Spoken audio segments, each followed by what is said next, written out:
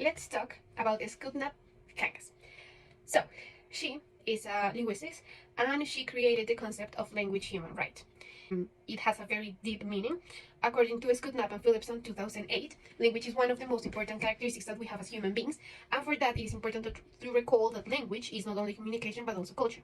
At this point, we can combine with the theory of linguistic relativism that is proposed by Georg Sincke, who has debated relativism's importance in language. When we combine these two perspectives of relativism and linguistic human rights, language human rights, we get a wider perspective of the concept of language in human rights. What Skutnabb pretends to do, or what she did actually, is that she took language from the minorities in cultures, and she tried to make the right for them to be able to use that language in another context, such as in government context, in schools, in education, in public. And this is one of the, well, she has like different main postulates about this concept, which are part of linguistic human rights, multilingualism, which is, she advocates for the recognition and protection of multilingualism, emphasizing that linguistic diversity is a valuable part of the world's culture in heritage.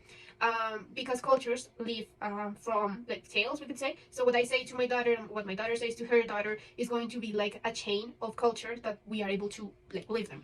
If our language is broken somehow, our knowledge and our culture is going to be broken, so it's not going to be able to pass it out.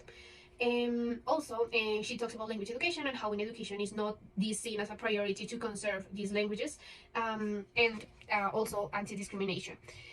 The problems or causes that she works with is mainly to address that this is again a deep topic, and in first instance, it is important to recall that this includes the right of minority language speakers to use their language in public or private without discrimination. So, for example, we have like immigrants in the United States that has been violented by Americans because they are speaking their own and their native language.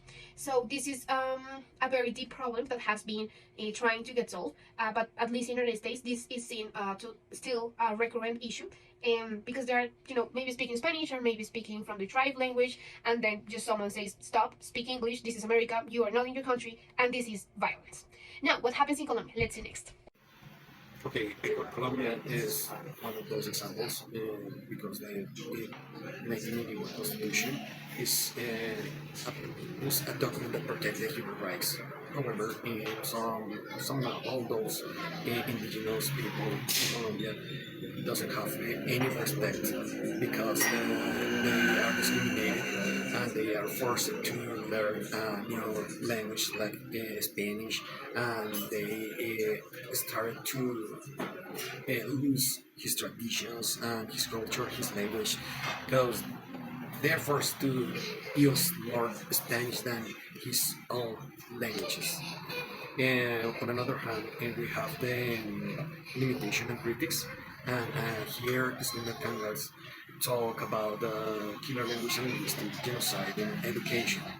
That's why, for example, the indigenous people, in the rest of the world needs to develop his education in traditional education that is real, an education, Eurocentrism education maybe, because the traditional education and the literacy that exist for the Occidental world is not only with the traditions and culture and language, uh, but also is more than education about the language, Occidental language, Spanish, English, French, whatever.